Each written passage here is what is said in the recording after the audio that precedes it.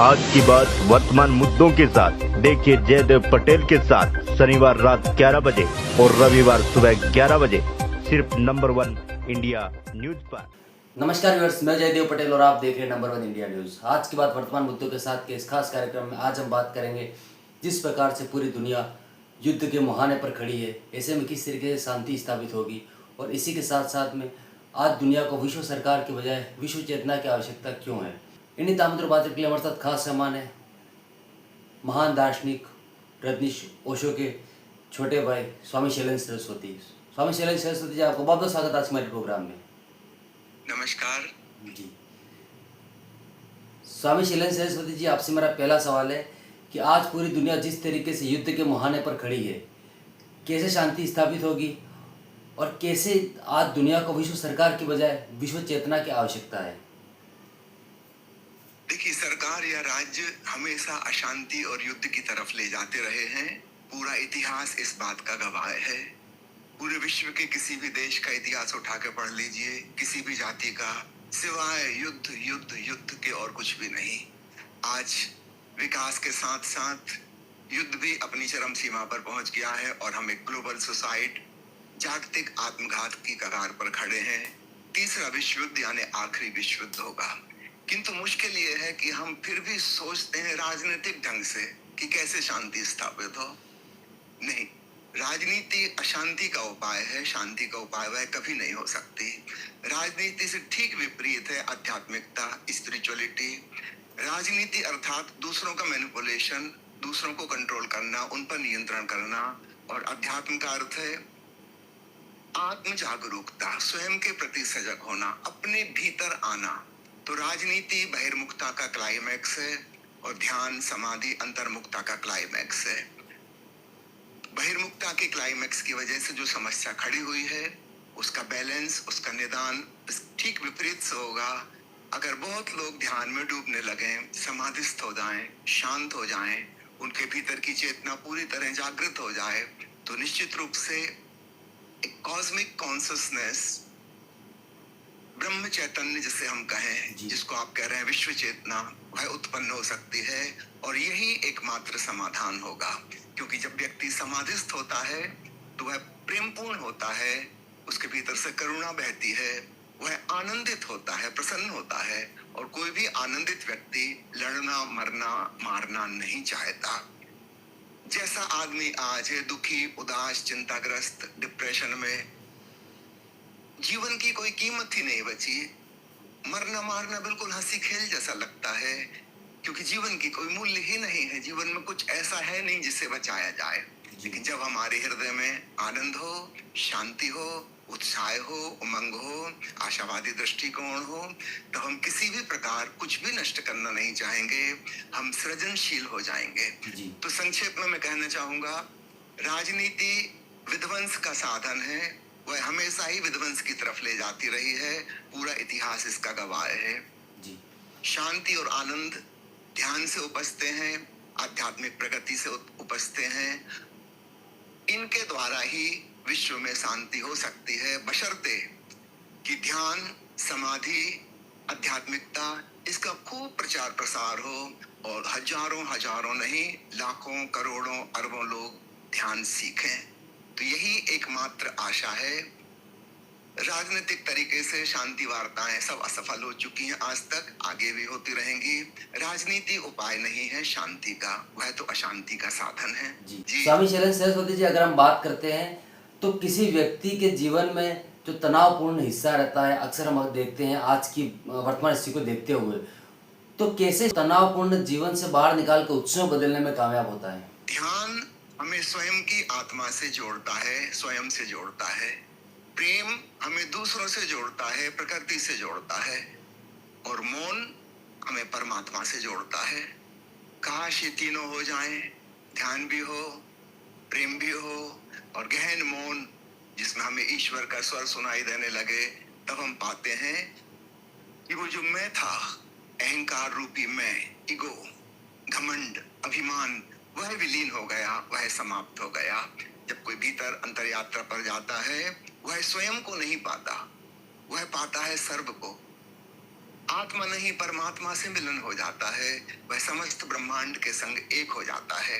तो ध्यान जब जीवन में आता है तो जागरूकता आती है, सजगता आती है, हम अपने छोटे छोटे कार्य अत्यंत होशपूर्वक करने लगते हैं और निश्चित रूप से जब हम होशपूर्ण कोई कार्य करेंगे तो उसका परिणाम भी सुंदर और अच्छा होगा, शुभ होगा। जब हृदय में हमारे प्रेम विकसित होता है, हम सबको अपनत्व की भावना से देखते हैं, तब जीवन से हिंसा विदा हो जाती है और जब ब्रह्मांड से हम जुड़ जाते हैं तब समस्त मानसिक तनाव समाप्त हो जाते हैं। तनाव है अहंकार से संबंधित, जब मैं मानता हूं कि मैं जगत से भिन्न हूं, पृथक हूं, अलग हूं और ऐसा लगता है कि मैं सबके साथ संघर्ष कर रहा हूं, मुझे लड़ना है, तो फिर भय पैदा होगा, चिंता पैदा होगी, तनाव पैदा होंगे और विराट अस्तित्व के साथ भला मैं एक छोटा सा इंसान कैसे लड़ सकता हूं।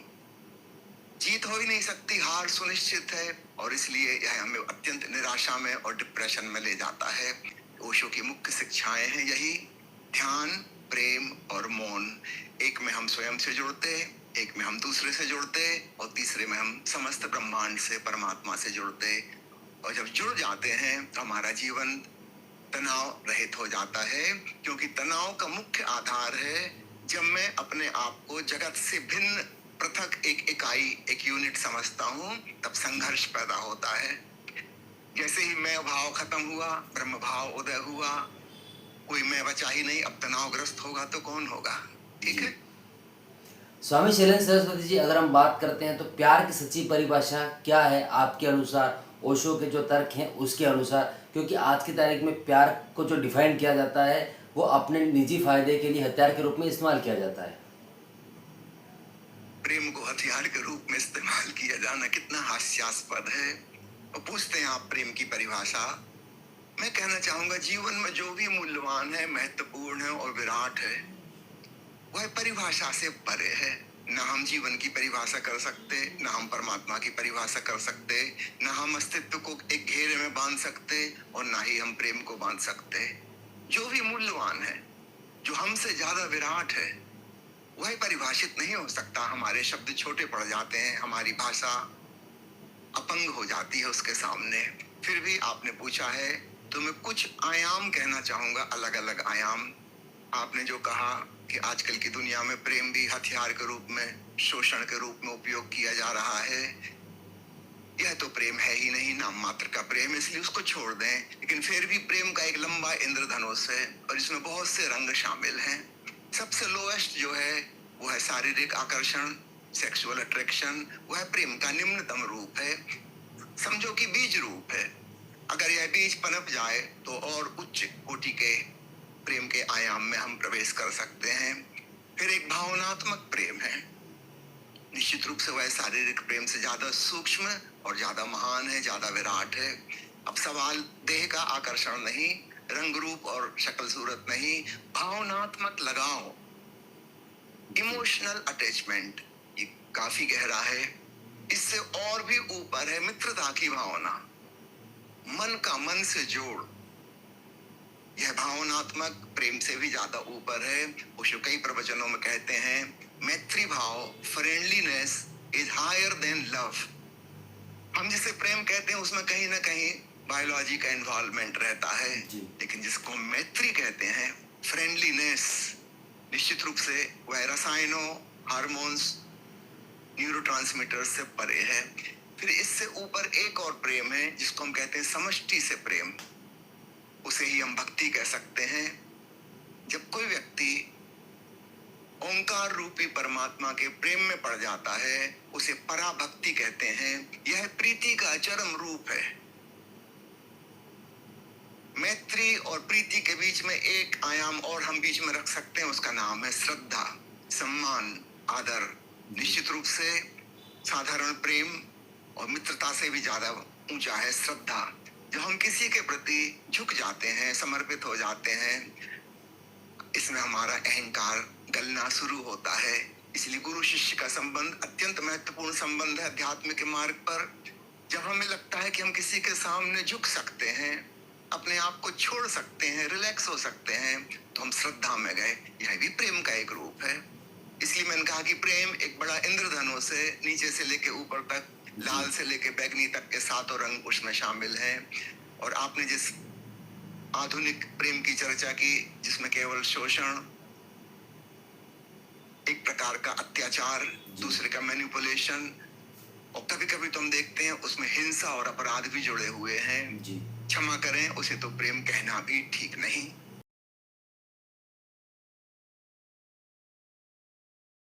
स्वामी शैलेंद्र सरस्वती जी, आपसे अब मेरा एक रैपिड फायर राउंड है जिसमें मैं आपसे एक सवाल करूंगा, दो आपको ऑप्शन दूंगा, उसमें से आपको एक सेलेक्ट करना है। जी। स्वामी शैलेंद्र सरस्वती जी, आपसे मेरा पहला सवाल है कि जीवन का सबसे बड़ा भ्रम। जीवन का सबसे बड़ा भ्रम, गौर से सुनिए, मृत्यु। जी मृत्यु होती ही नहीं, चेतना अमर है, बस एक शरीर से दूसरे शरीर में चली जाती है, तो मृत्यु सबसे बड़ा भ्रम है। जी। ओशो के विचार तर्कशील या आध्यात्मिक? ओशो के विचार दोनों हैं, आध्यात्मिक भी और तर्कशील भी। निर्विचार मौन में डूबकर उन्होंने अध्यात्म की अनुभूति की, लेकिन उस अनुभूति की अभिव्यक्ति तर्कयुक्त विचारों सहित की, इसलिए दोनों बातें उनमें समाहित हैं। जी। एक्स्ट्रा मैरिटल अफेयर सही या गलत? अगर उसमें उच्च कोटि का प्रेम है तो वह सही, और अगर वह प्रेम नहीं है तो गलत। जी।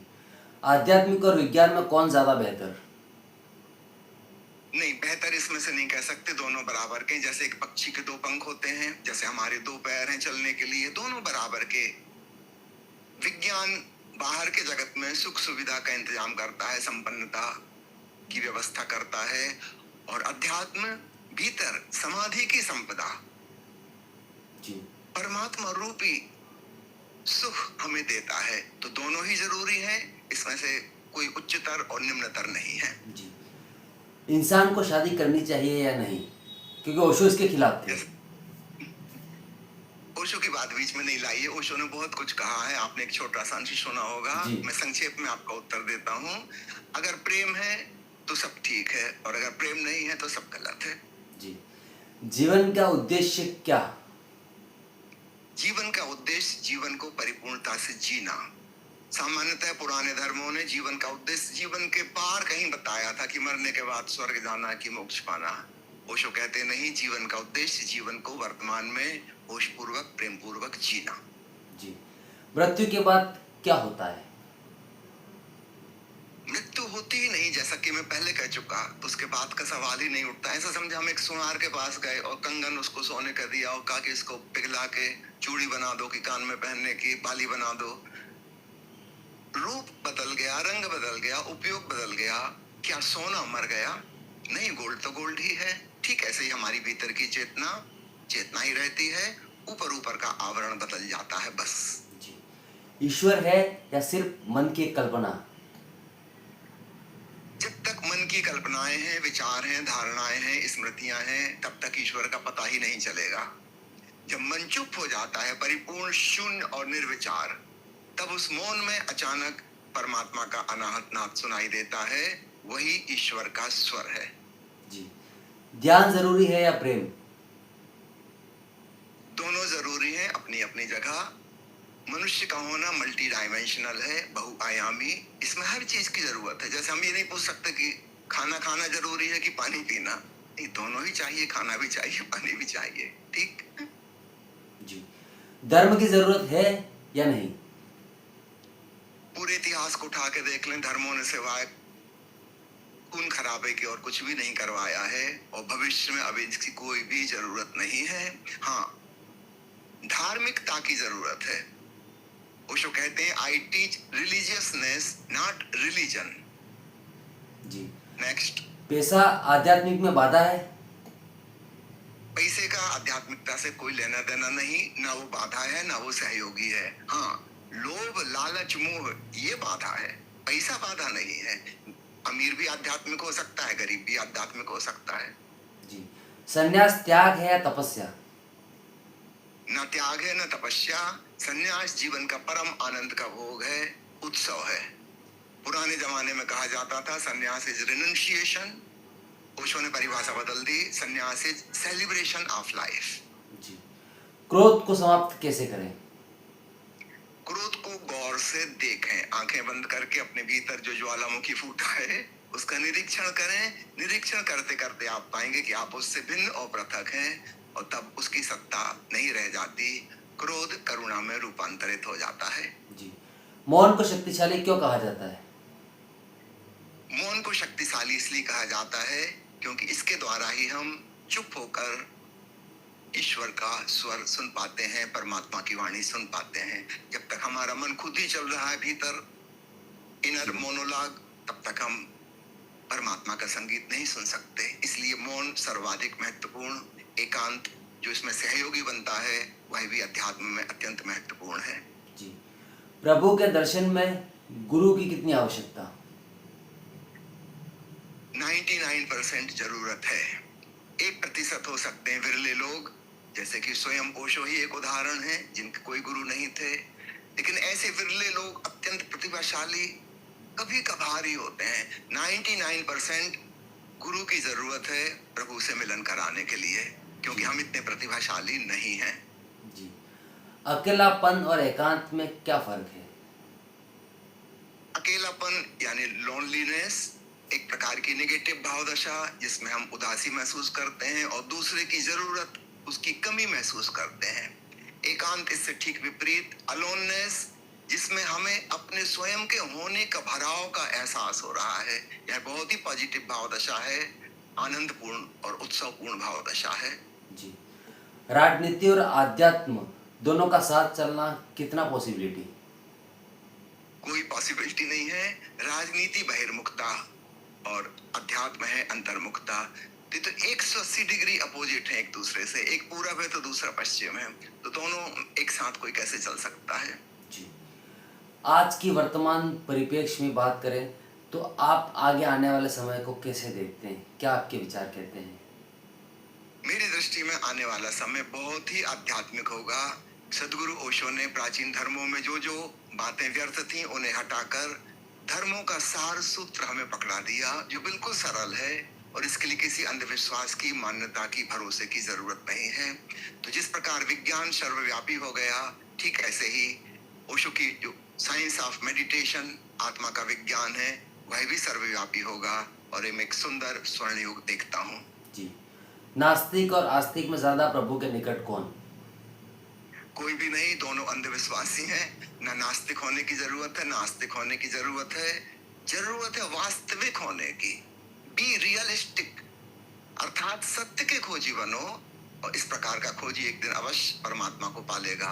तो आस्तिक भी नहीं पा सकता, नास्तिक भी नहीं पा सकता, क्योंकि खोजने के पहले ही वे विश्वास करके बैठ गए।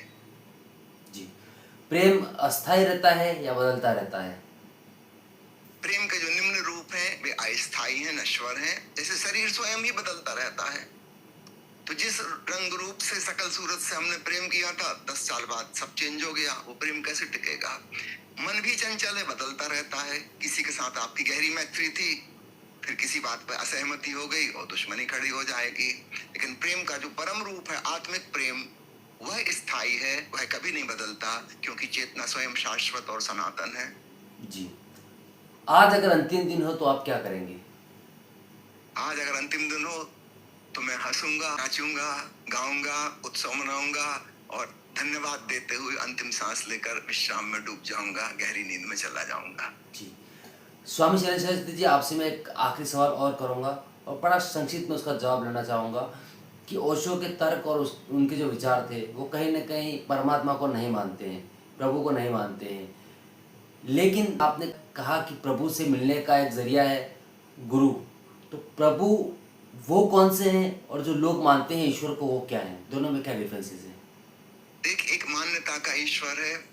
दुनिया में बहुत सारे धर्म हैं और हजारों संप्रदाय हैं, सबकी अपनी अपनी धारणाएं हैं। निश्चित रूप से प्रभु तो एक ही हो सकता है, हजारों प्रकार का तो नहीं हो सकता।